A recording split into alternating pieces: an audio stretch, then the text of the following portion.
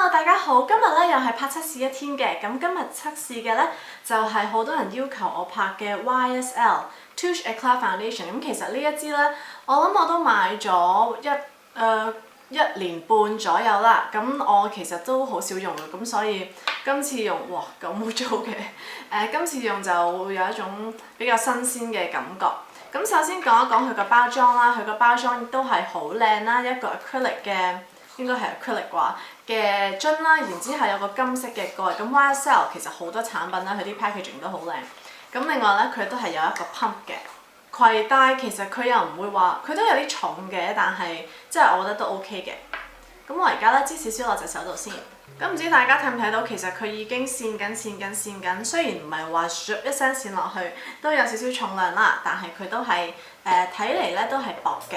咁我今日咧就係用 Real Techniques 嘅 Expert Face Brush， 呢個顏色好似有啲偏白嘅喺我皮膚度。咁佢個價錢同埋我用嘅 shade 咧，我都會擺翻喺 description box， 大家記得睇翻啦。而家搽落去咧，我覺得佢係真係好薄。我覺得佢薄過 Nourish Glow， 其實佢個 coverage 咧都係好少咯。我會覺得好似 CC Cream 嗰種感覺，同埋都好靚嘅，搽喺上塊面度咧係好似水咁樣啊！唔知大家睇唔睇到，其實佢真係好靚咯。咁我頭先擠過少少咧係唔夠嘅，咁所以我就擠多啲先。好白咯，大家見到我呢個 shade 其實都唔係好適合。我買嘅時候我嗰陣應該係比較白嘅，所以嗰陣就 OK 咯。咁 coverage 咧，唔知係咪因為佢白得滯，我覺得哇睇下幾誇張個分別。coverage 我覺得係可以 build up 嘅。而家我搽緊第二個 layer 咧。佢就攞多啲咧，佢嘅 coverage 咧就會高啲。咁但係佢都幾容易推開啦，都好即係好水潤，好薄。coverage 我覺得 OK 啦，我覺得唔係咁差。咁我覺得咧呢一邊咧，我皮膚就比起呢一邊好啦。咁 coverage 咧亦都唔需要太多嘅。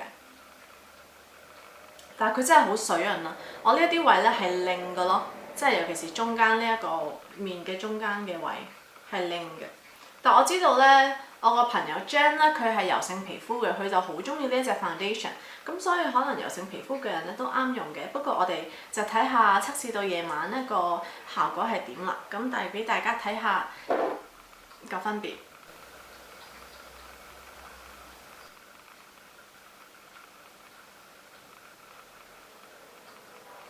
真係太白啦！呢隻 foundation， 我之所以其實我諗我冇用嘅原因係因為佢真係太白。咁但係咧，佢遮紅色咧，我覺得佢遮得好好。即係我個嘴唇下面咧有呢一個位咧係偏紅嘅，講嘢好搞笑。呢個位咧係偏紅嘅，咁佢咧遮咧，即係搽上去咧就即刻冇咗嗰啲紅嘅位置咯。咁而家試下遮呢個超級紅嘅印先。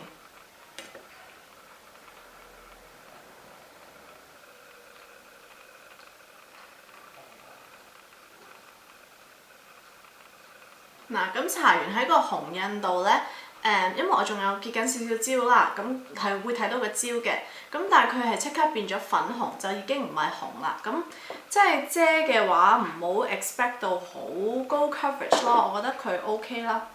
遮呢一啲嘅話咧，我諗用翻個遮瑕膏會比較適當啦。咁而家總括嚟講啦，我望一望塊鏡睇下先。咁我覺得佢嘅都係真係好水潤啊！都靚嘅個光澤感，但係睇落唔知點解，我覺得我睇落係油啊，唔知係咪因為打咗燈嘅關係。coverage OK 啦，我真係覺得即係皮膚好嘅話咧，佢個 coverage 咧會係啱啱好。但係你話如果你係暗瘡皮膚咧，即係 acne prone skin 嘅話咧，咁可能佢會遮得就一般般嘅，反而我就覺得佢好似會 highlight 咗我嗰啲暗瘡印啊，咁所以呢一啲位咧，唔係暗瘡印，呢啲叫咩？咁啦，所以呢啲位咧要用翻個遮瑕膏遮翻佢，咁大致上就係咁。我化完個妝咧，再翻嚟上一上粉先。好啦，咁我而家就搞掂晒成個妝啦，就上一上粉先。如果你留意到咧，我對眼係鴛鴦嘅話咧，係因為我今日試緊兩種唔同嘅 eyeliner， 睇下佢嘅持久度。But 係咯，都係用 Soap and Glory One Heck of a Blot， 因為最近真係好中意。如果大家知道邊個可以邊個係做代購咧，可以留言話俾其他人知啦，因為真係好多 YouTuber 最近都好多 YouTuber 繼續講緊啊，Suzy 好似都好中意，咁所以真係好中意，我覺得佢好過 Chanel、Dior 嗰啲咯，同埋佢價錢真係好好。咁 anyway 上粉啦，就係都係用我嘅 RMK Powder Brush， 因為佢係好滑好 soft， 咁我就搽喺右邊面。搽之前咧想講一講佢嘅，其實佢 set 完之後咧。而家睇落咧係冇咁靚嘅，另外咧我都覺得佢好薄咯，即係唔會話好厚粉咁樣，咁個質感都唔錯，咁所以其實我都幾中意，可惜佢係淺色得滯。咁我而家就搽喺右邊面先，上咗粉之後個感覺就當然係更加靚啦，不過咧佢就即刻 matte 咗啦，就冇咗光澤感咯，係真係完全冇光澤感咯。咁呢邊咧就上完粉啦，上完粉咧就有一種好 matte， 但係都有少少 velvet 嘅感覺。咁但係呢一邊咧係就比較 dewy 嘅，咁所以我覺得都幾 versatile， 即係睇下你想個 finish 係點樣。當然上咗粉咧係會比較持久啦，但係如果你話夏天想要一種好 dewy 嘅 foundation look 咧，咁呢邊即係佢本身都已經做得到啦。咁大致上係咁啦，其實都冇咩補充。佢嘅 coverage 咧呢一度其實都唔係遮得好好。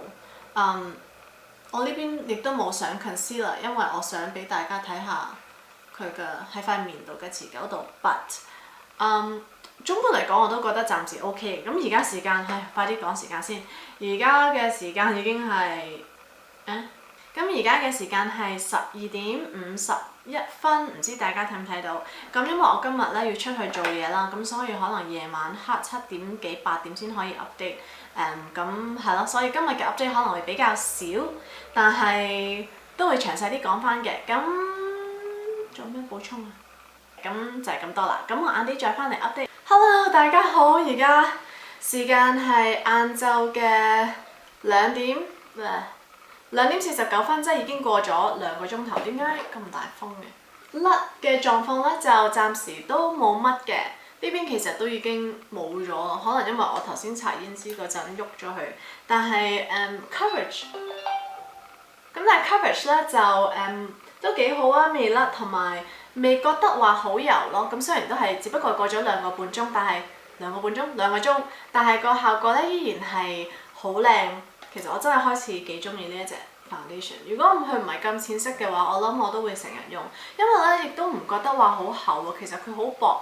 我諗會同 NARS Sheer Glow 差唔多咯，咁係咯，而家嘅 update 就係咁多，因為我真係要去接放學啦，下次見，一陣間翻嚟再 update 過啦。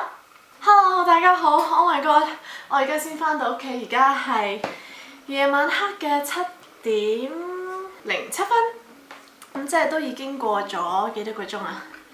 我自己都唔記得，7個鐘，好攰。咁。其實咧頭先我一路做緊嘢嘅時候咧，就唔覺得話粉底好油啊，唔覺得好立啊，或者唔舒服嘅。咁所以其實即係呢一方面咧，我覺得佢幾好咯，即係都好透薄，好薄啦，同埋我就唔覺得特別油嘅。但係其實睇落咧，我個額頭呢度係超級靚啊！呢度大家見到啦，呢一個位咧係好靚，而且鼻哥位呢度其實都幾線嘅。咁但係我感覺上咧，我就唔覺得話好油淋淋咁樣。咁 coverage 甩啦，其實佢都甩咗啲啊。兩邊無論上咗粉或者冇上粉咧，都甩咗。睇下呢度已經變咗紅色。哇！我嘅眼線原來搞到咁。咁我諗都甩咗幾多下㗎，兩邊無論上咗粉或者冇上粉。咁整體嚟講啦，我就覺得一來其實都幾自然啦，而且唔會出油出得太犀利，都係即係頭先講過呢一啲位咧，同埋呢一啲位，但係你話感覺上油唔油咧，我就唔覺得油嘅。睇下有冇乾紋先。咁佢亦都冇咧，好似 NARS Sheer Glow 出現嗰種 cakiness， 我都覺得佢呢一隻幾好。所以雖然持久度就一般般啦，但係如果買翻一隻啱我啲嘅顏色啦，我諗呢一隻都可以係我嘅日常嘅 foundation， 因為佢薄啦。佢遮瑕度都初 OK 啦，不過持久度就麻麻地，咁但係亦都唔會話出油出得好犀利，搽上面咧都覺得好舒服嘅。咁暫時嚟講呢個 update 就係咁多啦，我晏啲再翻嚟做一個總括嘅 update 啦。